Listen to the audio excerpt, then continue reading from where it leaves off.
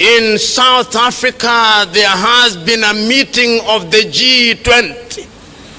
The 20 strongest economies in the world were meeting there. But when you listen and when you watch, Africa was not represented properly. During the same time, in Luanda, Angola, there was yet another meeting of the European Union and the African Union.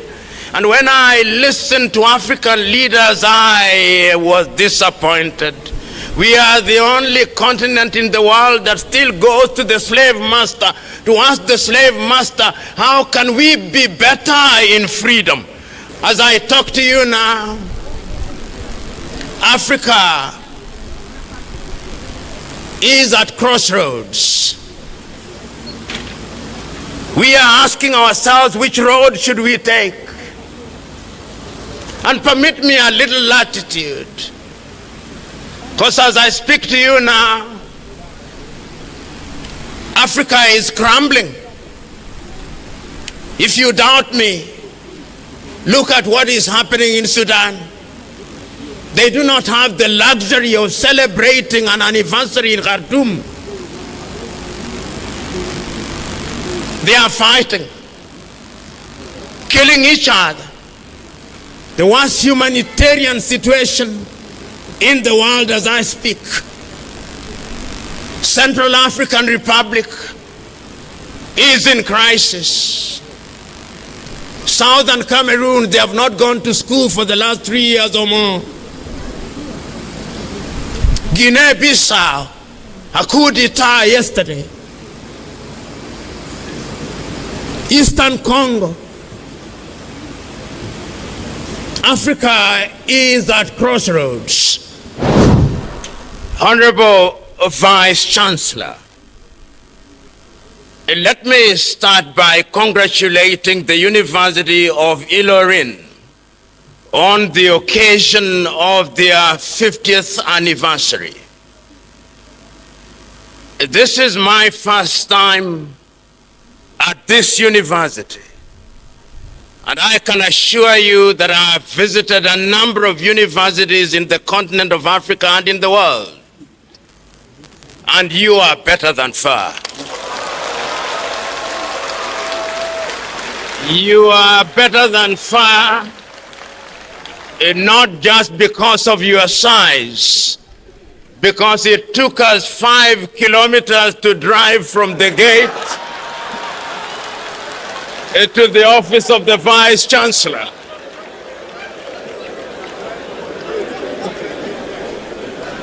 And you know, even if you do not have to say it yourself, a great Nigerian once said that the lizard that jumped from the high Iroko tree praised itself if there was nobody to do so. But on this occasion, I praise you. I've also had the advantage of learning something about the University of Ilorin.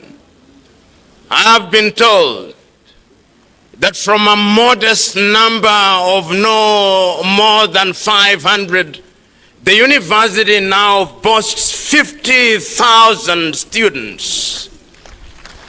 This is amazing for 50 years.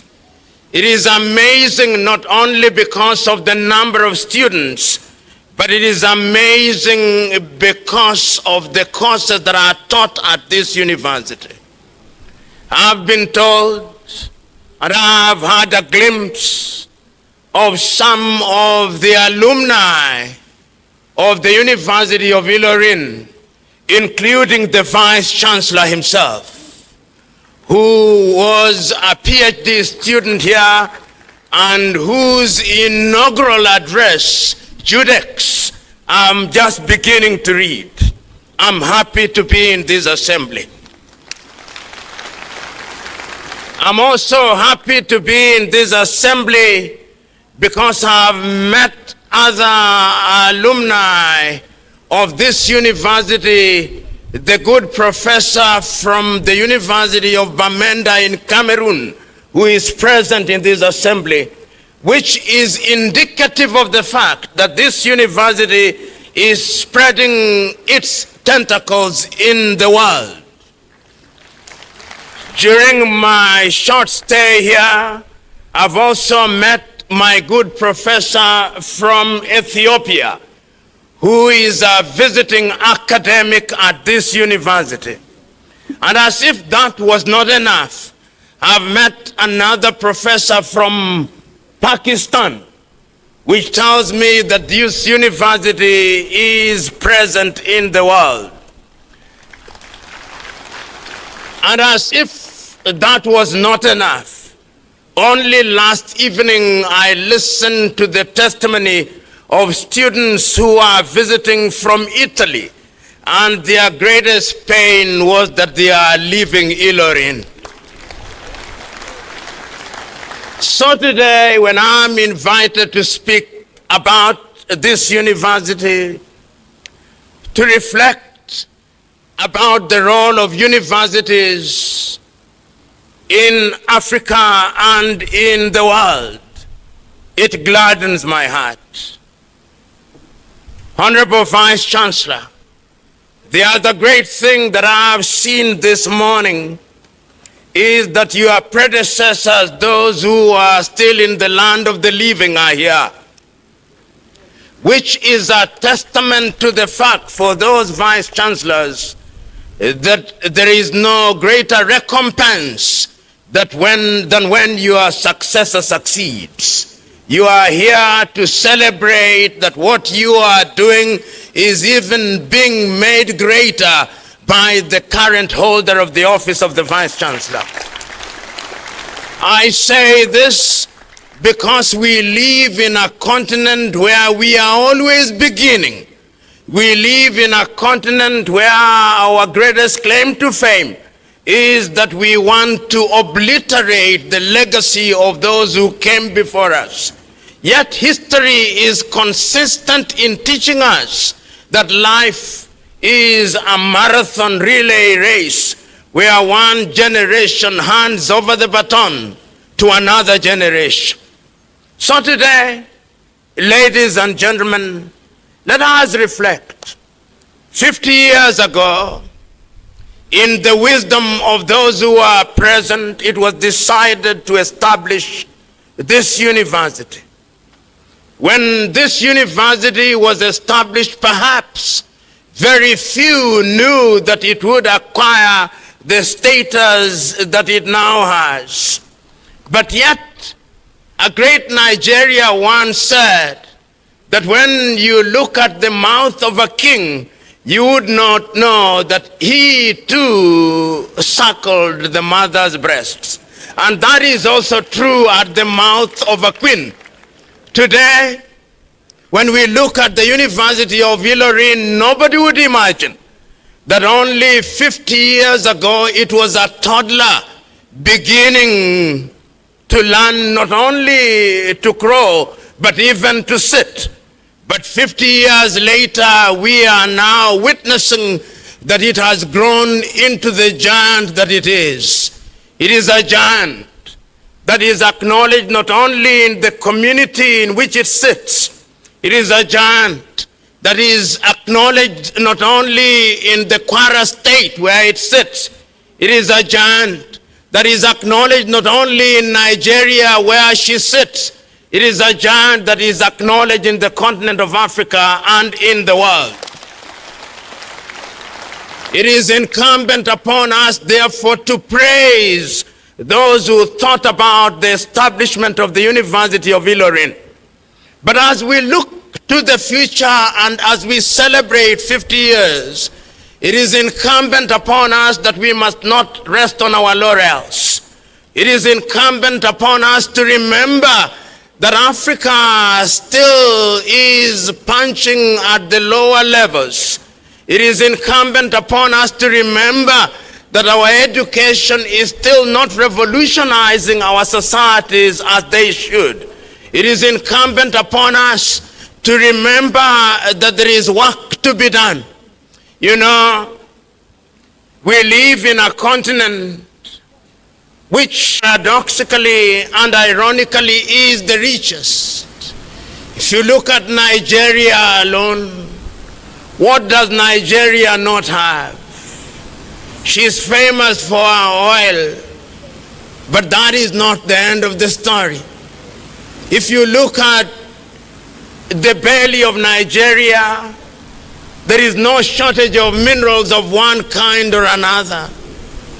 Nigeria can be a leading agriculture country. She can be great in that regard. If you look at the human resource that Nigeria has, you'll be amazed. When you travel outside of this continent, whether it is in Europe or America, whether it's in the continent of Africa, whether you are looking for a good engineer, whether you are looking for good professors, you are looking for good doctors, you will find Nigerians. You know, sometimes Nigerians who have the money leave here to go for medical treatment in Europe and America, and when they go there, they discover that the doctors treating them are Nigerians. That is how great Nigeria is. And today, when we are asking ourselves what the role of universities are, it is our duty to remind ourselves that Africa will only be great when the continent of Africa and her intellectuals are given their pride of place. Many are the times that I look at the continent of Africa and I look at other continents, I look at the promises that we make to ourselves, and many of the promises that we have made to ourselves in the continent of Africa have been here in Nigeria. Many of you will remember in the year 1980, Africa sat in Lagos, Nigeria, and we came up with the Lagos Plan of Action. Under the Lagos Plan of Action, we said that we must improve our education system. We said that we must improve our trade amongst ourselves. But many years later, we have not done much about it. As if meeting is one of our major preoccupations in Africa, we once again sat in Abuja in 1991 and came with the Abuja Declaration. And we said in Abuja that in the health sector we would improve our expenditure to 15% of our budgets. Several years down the line, we may make all the noise we want, but our health sectors are still below what they ought to be. Today, as we talk about the role of universities, I am saying that the time is now that African universities must be given the respect that they deserve, that African scholars must be given the respect that they deserve. We are the only continent in the world where academics do not get the remuneration that they deserve, but politicians are multi-millionaires. If Africa is to compete with the rest of the world, Africa must change.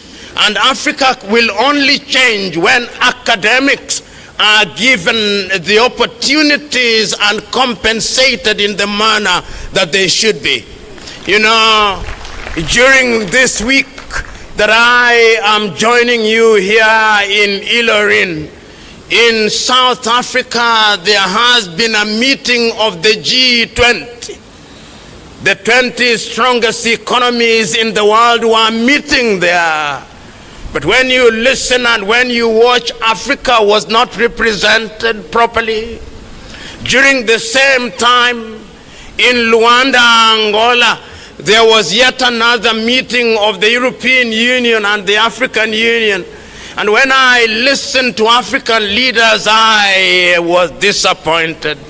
We are the only continent in the world that still goes to the slave master to ask the slave master, how can we be better in freedom? I am praying that this University of Ilorin, as it continues and as it looks to the next 50 years, will be a university where the minds of young Nigerians and the minds of young Africans will be decolonized. I look forward to that time. I look forward to the time when we are teaching engineering. We will be alive to the world, to the reality that science knows no boundaries. But we will also be alive to the world that science must respect the environment in which it is operating. I'm looking forward to the day when the engineer produced at the University of Ilorin will solve the problems of the continent of Africa. I look forward to the University of Ilorin producing a different graduate of agriculture, so that when we talk about aquaculture in Nigeria, when we talk about poultry farming in Nigeria, when we talk about sugarcane farming in Nigeria, when we talk about all these things, Africa will be ready and able to feed ourselves. Today, Africa cannot feed ourselves. You in Nigeria, even as you debate with Ghana which jollof rice is better than the other, I suspect that you still import rice. I suspect that you still import tea. I suspect that you still import poultry. I suspect that you still import beef. This must stop. It must stop, and it will only stop when the universities such as the University of Ilorin begin to engage in agriculture that is going to unlock our potential. As I drove in, I saw what is happening here on the 15,000 hectares. I saw that they have jatropha farms.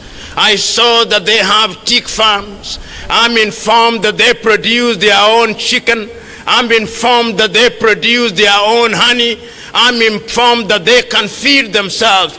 If this can be replicated to Nigeria and be replicated to the continent of Africa, then we will not be a continent that is famous, or is it infamous, for going around the world with a beggar's bowl, asking from other civilizations. I'm suggesting to us that we have a duty to do so. I am also hoping that this university, as it is celebrating her 50th anniversary, will be a university that is restoring our self-esteem. For too long, we in the continent of Africa have labored under some complex. For too long, we in the continent of Africa believe that that which is ours is not good enough. For too long, in the continent of Africa, we labor under the misguided belief that we have to be acknowledged by others. It gladdens my heart that at this University of Ilorin, you are beginning to teach the next generation that Ilorin can produce university graduates that are as good as anywhere in the world. It gladdens my heart that when the Vice Chancellor was reading his speech, he did not say that he wanted to be the Oxford of Nigeria, that he did not want to be the Harvard of Nigeria. He wanted to be the Ilorin of Nigeria. The time has come that we must make reference to ourselves without trying to mimic others. And in doing so, we must also have a cultural orientation that is informed by the realities of our circumstances. And that is why it gladdens my heart, Kabiesi, when I see the traditional rulers resplendent in our presence. It is a statement that in our education we must also be culturally sensitive, because culture is what defines who we are. You know, in the Kiswahili language, which one day I hope will be the lingua franca of Africa, we say, mwacha mila ni mtumwa. He or she who abandons his or her culture is a slave. I hope that this University of Ilorin will make sure that cultural studies are also given their pride of place.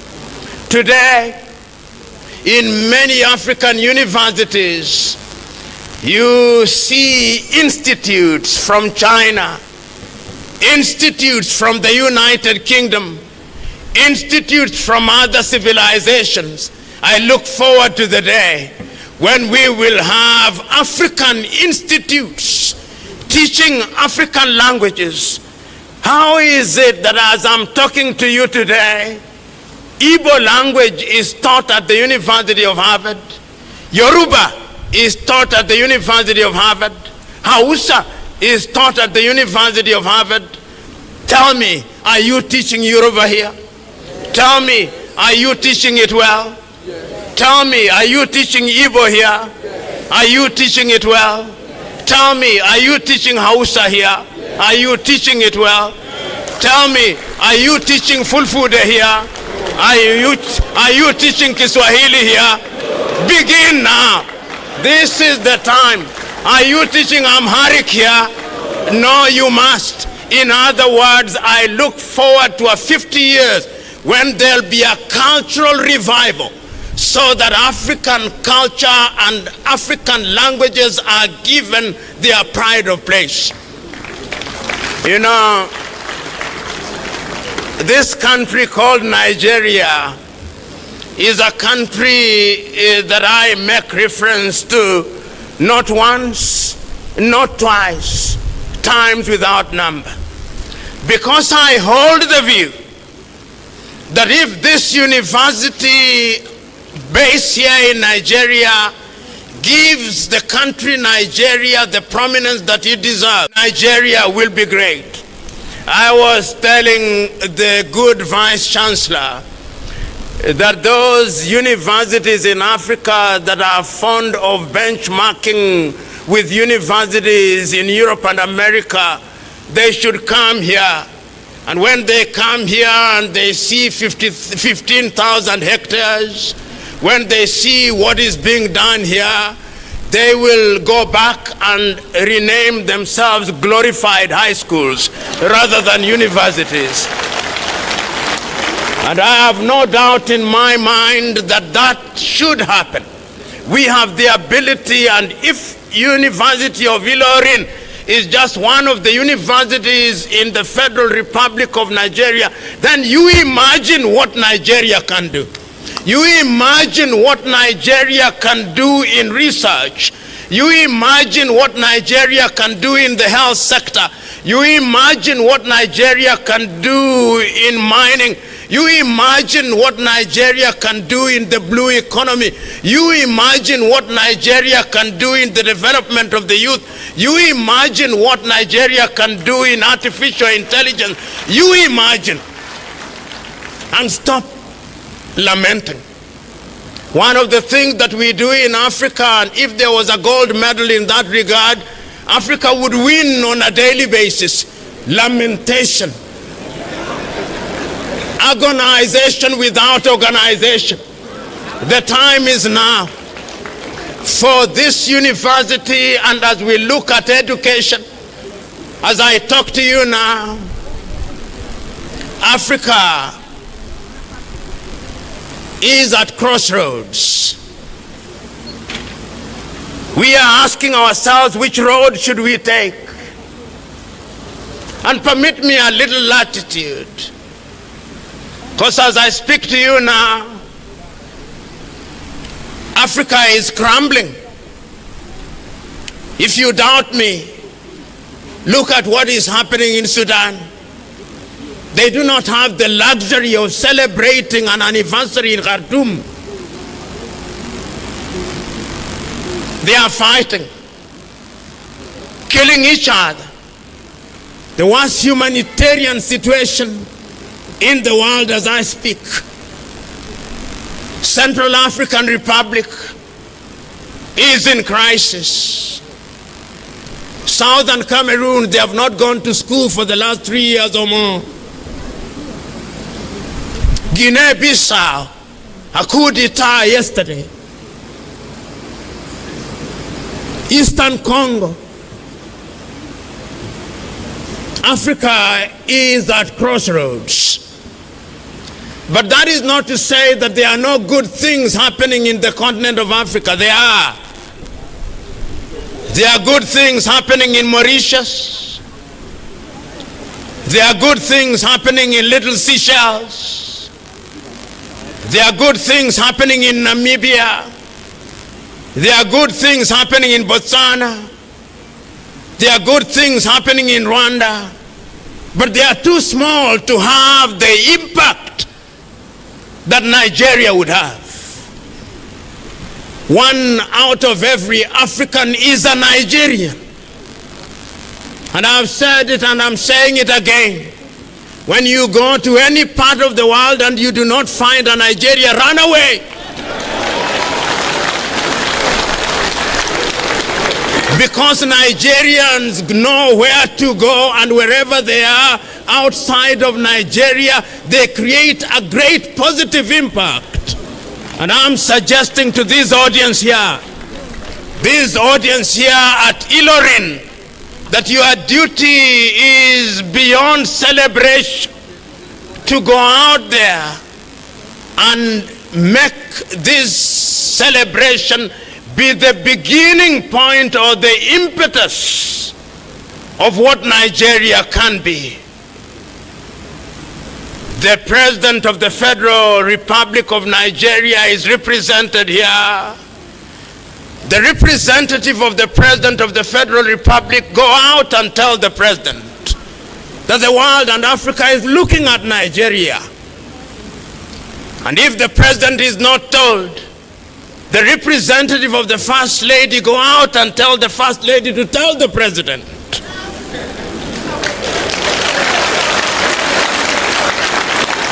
That Nigeria must be great. Nigeria must be the leader, not only in ECOWAS, but must be the leader in the continent of Africa.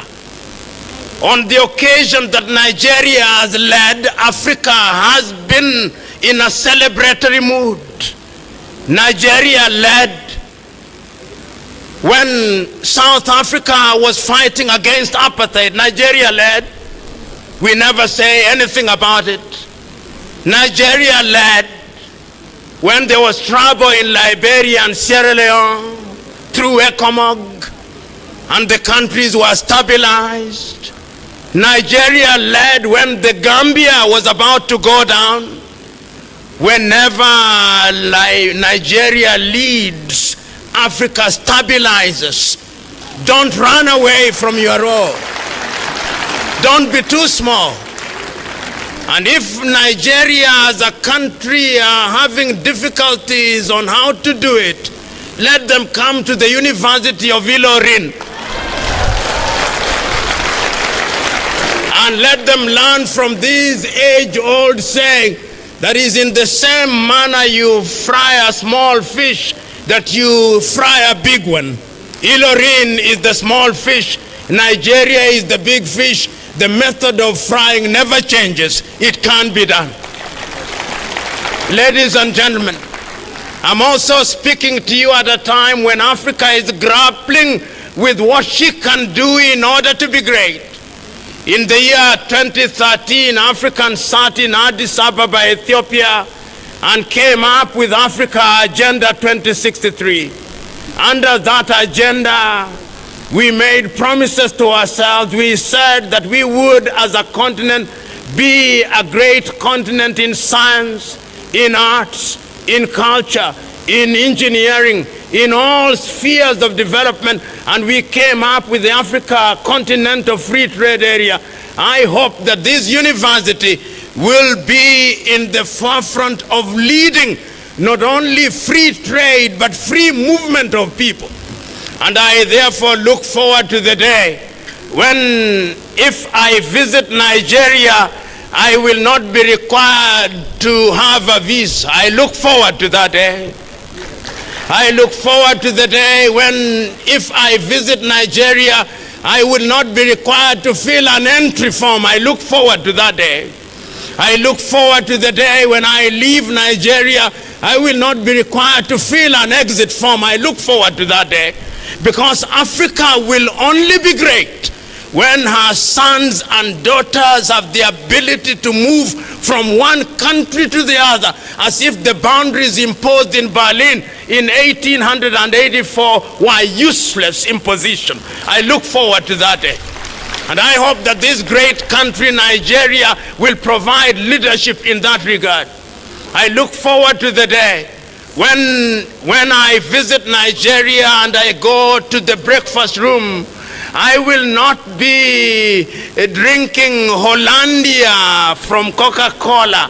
I will not be taking tea, Nescafe or Lipton from Switzerland and from the United Kingdom, but on my table will be cocoa from Ghana, tea from Kenya, meat from Namibia and Botswana, and the water will be from Nigeria, and the chicken will be from Burkina Faso. So I look forward to that day. I look forward to the day when, if I go to buy shoes in Nigeria, it will be from a leather factory in Kaduna, not from Italy. I look forward to that day. And I have no doubt in my mind that the research at the University of Ilorin is going to ensure that we do that. And now, you have also invited me to speak at a time when those who know we are in the cusp of the 4th and 5th industrial revolution. We are in the cusp of artificial intelligence. We are using things that we do not manufacture today. As I speak to you now, some of you are Googling, some of you are on Instagram, some of you are on artificial intelligence, some of you are on Telegram, some of you are on all those things, WhatsApp and all those things. Do you know that those things are foreign and that somebody sitting in the United States of America can switch them off? Do you know? I look forward to the day when this university will be in the forefront of giving us homegrown technology, which is based in Lagos or based here in Kwara State, and that we in the continent of Africa will be consuming what we have produced and not producing what we have not consumed. I look forward to that day. I look forward to the day when our young men and women here in Nigeria and graduates of the University of Ilorin will have the joy to work here in Nigeria and to work in West Africa and to work in the rest of Africa, and not dying in the Mediterranean Sea or being humiliated at the embassies of the United States of America. I look forward to the day. I look forward to the day when our young men's mind will be so decolonized that they love the things that we produce. I look forward to that day. That is why, therefore, Honorable Vice Chancellor and the good people who are present here today, as we look to the future, it gladdens my heart. It gladdens my heart that when I look to the future and I say that Ilorin is in that space, my call to you is that the time is now. The time is now to give meaning to the promises that you've made yourself. The time is now to improve your agriculture. The time is now to improve your engineering. The time is now to improve your technology. The time is now to recognize that what we call luck is an intercourse between preparedness and hard work. The time is now for us to work smart. The time is now to harness our potential.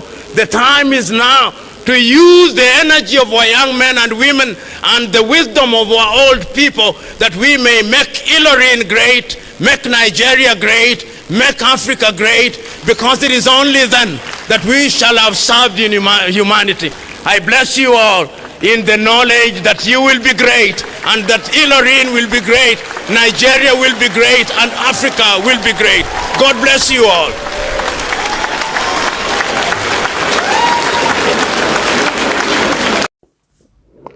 Brothers and sisters of Africa, give us your valuable thoughts about this video in the comment section below. Remember to like, share and subscribe to this channel. Thank you.